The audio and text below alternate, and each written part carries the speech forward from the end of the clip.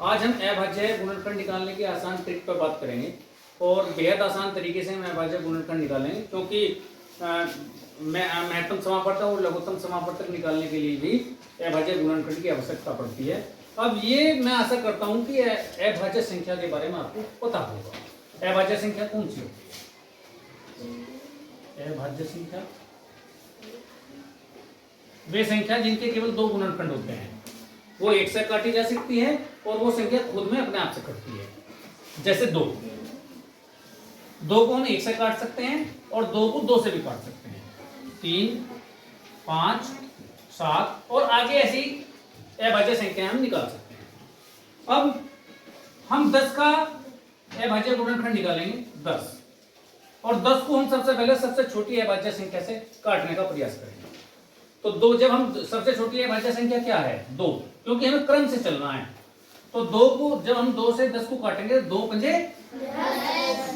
अब ये हमने देखा यहाँ पे इसके दो गुणनखंड हो गए और दोनों ही अभाज्य हैं या नहीं है, ये भी चेक करेंगे। 2 अभाज्य संख्या है, बिल्कुल सही है। 5 अभाज्य संख्या है, ये भी बात बिल्कुल सही है।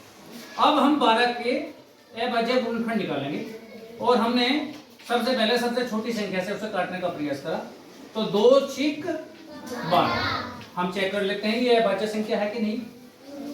2 अभाज्य संख्या है। 6। अब ये याद रखना हमें, ये क्रम हमें तब तक चलाना जब तक सारी अभाज्य संख्याएं, ये अभाज्य गुणनखंड हमें यहाँ प्राप्त न हो। ये जो भाज्य संख्या है इसके अब हमें गुणनखंड करने हैं। तो हम सबसे पहले सबसे छोटी अभाज्य संख्या से काटेंगे और काटने के लिए, क्योंकि एक गुणनखंड हमें एक अभाज्य संख्या 2 प्राप्त हो चुकी है। अब 6 को 2 दिया 6। हमने देखा ये भी अभाज्य संख्या है, ये भी अभाज्य संख्या है, ये भी अभाज्य संख्या है। तो ये 12 के अभाज्य गुणनखंड हमें प्राप्त हो गए। अब यदि हमारी इसके प्रति समझ बन गई तो हम वो एक ट्रिक और है इसकी, जो एक ही लाइन में आपके अभाज्य गुणनखंड प्राप्त करा देगी। अब मान लिया हमें 12 के ही अभाज्य गुणनखंड निकालने हैं, तो सबसे पहले हम सबसे छोटी अभाज्य संख्या से भाग देंगे। तो 2 6 तो हम 6 को थोड़ा सा जो भाज्य संख्या आई उसे ऊपर लिख लेंगे और मन ही मन में अब 6 के सबसे छोटी संख्या से डिवाइड करेंगे। 2 तिया यानी कि 6 के गुणनखंड करेंगे एग्जाम, और अभाज्य संख्या सबसे पहले कौन से प्रयोग करेंगे? 2 तिया 6। अब चेक कर लेंगे कि सबसे ये भी अभाज्य संख्या, ये भी अभाज्य संख्या, ये भी अभाज्य संख्या। तो ये जब अभाज्य संख्या प्राप्त हुई तो ये अभाज्य गुणनखंड हमें मिल गए।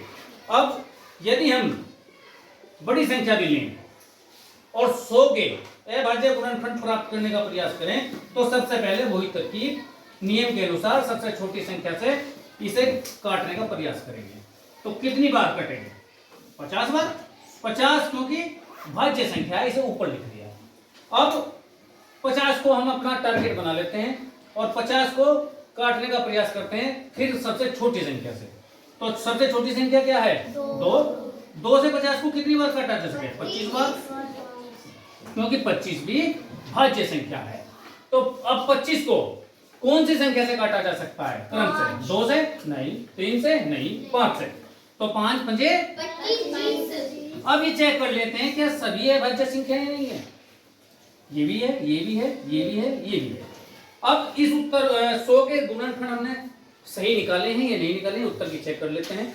तो 2 दूनी 4, पंजे 20, पंजे 100। तो ये 100 के अभाज्य गुणनखंड हमें प्राप्त हुए हैं।